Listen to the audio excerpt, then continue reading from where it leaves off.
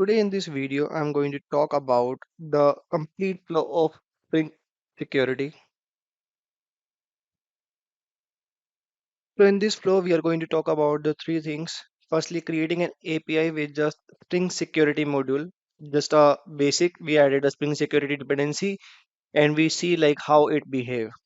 Second, we incorporate the JDBC, which is going to store the user details and the authorities information so that which allows us to authorize our endpoints. Then we add the method level security. This is again another way just to ensure the authorization of the application. So we start with the first point. This is our application, and this application we have created using the Spring Initializer. So we have added two dependencies, the Spring Web and the Spring Security using Java, Spring Boot version, and you can define the group artifact of your project. Then this is the main class. We have added the controller class. In this class, we have just added some get mappings, added some endpoints which we wanted to test. Inside the application property, we did not have anything. Inside the dependency, we have the implementation, but this is going to come automatically like when we are going to create the project using the Spring Initializer. So this is okay. Uh, Inside the project, we have created one file, and this file is project security config. Inside this file, what we have done, we have added the filter chain. So what we have done, we have added a request matcher that these APIs or the endpoints which we have exposed inside of a controller class are authenticated. Authenticated means they are going to be validated. Only the authorized people is going to call these endpoints. And when we say permit all means any anonymous person can call these um, endpoints. And this is just a basic thing. So this is just a format that we have to define while creating this security filter chain. So this is the basic thing. The first point I will talk about, like we included the Spring security in our project and added some configuration. And after this, let's see how it behave. I have already started my application. So uh, if I try to hit my account, we have my account now. My account, yeah. So it reaches to this login page, and by default, we have to provide the username and password, and it will be available. So this is the password, and the username is by default the user, and the password is this one. So we are able to log in now. We can validate. Um, let's suppose if I try to re-trigger it, so it will not ask me the password again because it's going to store it, and it stores in the application session ID. So if we just delete it and we re-trigger the my account, then it is again going to ask us the credential. The account is empty, and this is inside user controller. My account is empty. And if we try to hit any another endpoint like my balance, and we can see this my balance is also a secured one.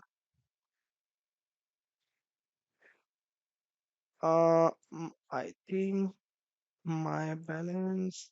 Okay, we make a mistake over there.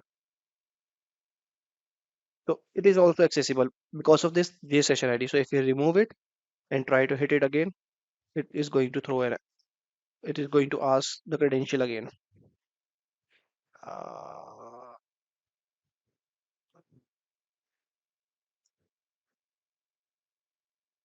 it is working fine. Now we have to do an authentication using the database. And so for that, firstly, firstly we have created a database inside this Amazon AWS and link it with this UI SQL Electron. With the help of this, we are able to connect to our database. Now, once the connection has been established, we have made the modification in our application. So over here we have defined the database URL, username, password, and show SQL or pretty formatting. In the next video, I'm going to talk about like how we have created a database in a AWS and linked it over here and creating the security group, make it public. So we are going to talk about in another video. So in this, we have made this modification. We made some modification in the config file. So earlier, like we have this bean only. For this JDBC configuration, what we have do, we have created two different beans. One is this user detail service that is going to create a bean of JDBC user details manager, and we also enable the password manager for which we are not enabling any kind of encoder.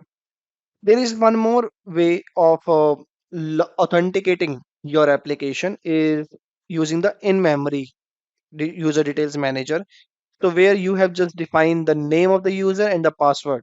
By that way, you are able to log in into your application. But in this, you only have to put all the details in the code itself, and this is associated with the database. So this is more a production environment ready kind of a thing. So after this, if we just hit the API, so currently it is working fine. And if we just delete the session and try to hit again, so now it is going to ask us the username and password which is stored into a database. So if I show you in the database what, yeah, so this is the username and the password that is stored inside the user table. Let's continue further. One more thing, you have to add these dependencies in your build.gradle file to contact with the database. Now, to validate the authorization part, we have made some modification in our database. Firstly, we have removed the existing table that we have created in the past, like the users table.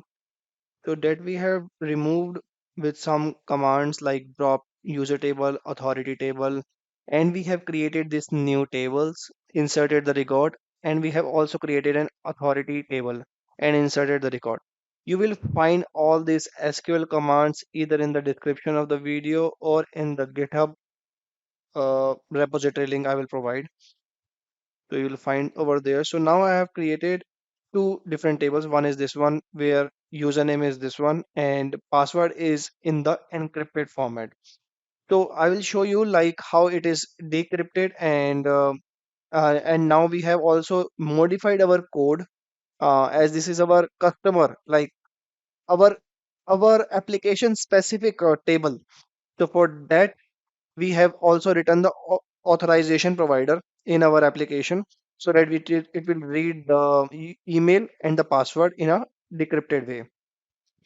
Next table we have is the authorities. So in this table, customer table, we can see that currently we have only one customer, and now we are going to provide authorities to only this one customer only. So if we can see in this authorities table, the customer ID is one, and from this one customer only, we are providing all the access like view account, view card, view loans, and view balance. So if we just see after this modification on the database, we have made some modification in the code, like we have created an entities like customer and the authorities as it needs to be associated with the database, the tables that is created inside the database. Earlier, like when we are working with the user table, we did not require to create an entity for the user class because user class is being provided by the Spring itself because that is a default way of working. But in your application, you don't need want the default configuration. You want your application specific database to be created. So for that, you need to create an entity and all this code will be available in the GitHub repository link I will provide you in the description of this video. So over here we have defined the customer entity and we have also defined the authorities. Okay, and as I mentioned that we have written application specific code to read the details from the customer and the authorities. So for that we have extend implements the authorization provider interface, and it has an authenticate method. So here we have defined the customer repository. So customer repository is also created by us. So inside this customer repository, we have defined that it is going to work on the customer entity, and we have created a one method that is find by email. So it will automatically fetch the details on the basis of the email, and on the basis of the email, we validate the username and the password and the authorities. If it doesn't match, then we are going to throw the invalid password. And if the email ID does not exist in the customer repository, like while fetching the details, if it is not exist, then we are throwing no user registered with the details. So this is that we have created our own authentication provider that we have written for our own database. Then we have also created the repository. And after all of this, we need to make the modification in the security config file. So earlier, like we have defined the authenticated and the permit all. Authenticated means that needs to be validated. Only the authentic person is going to call this. But now we are also going to check the authorities, that this endpoint only being called with the user who have an authority of view account. But as we can see, the customer ID that is happy is associated with all of this authority: view account, view card, view loan, and view balance.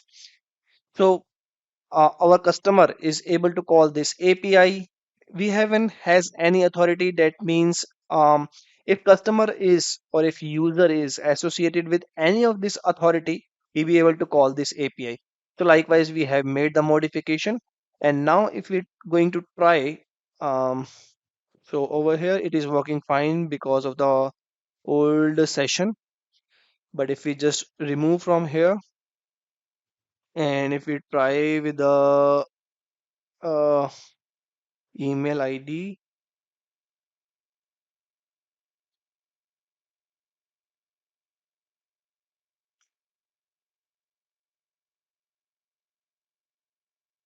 and the password is 12345.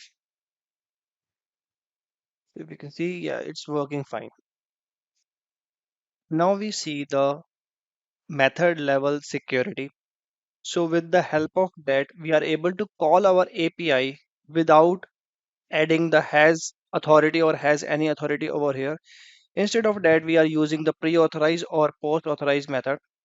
So for that, what modification we have done, we have added a authenticated over here so that any authenticated person would be able to call Mylon endpoint. And to add the authorization on this endpoint, we have made the modification like this: enable method security at the class level and enable the pre-post enabled equal to true. And on the my loans method, we have added this new annotation pre-authorize just to add the authorization at this method only. And over here we have provided the authority. Instead of providing the authority over here, we have provided authority directly over here. So I have tried with this way. So this way we have provided the wrong authority because view loans at double S is not a good way. So when we are trying to call this way, uh, it is saying that the access to localhost was denied. My loans is this is good.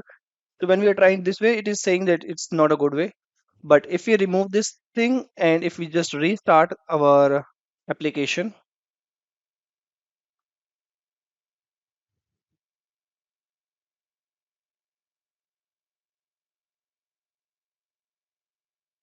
yeah, now if we are going to retry, it's asking us the credential. Credential is happy and password is 12345. So my loan is accessible. Now authorization is also working this way as well. So there are two ways of adding the authorizations. One is the method level security, other one is by adding the config. Thank you for this video.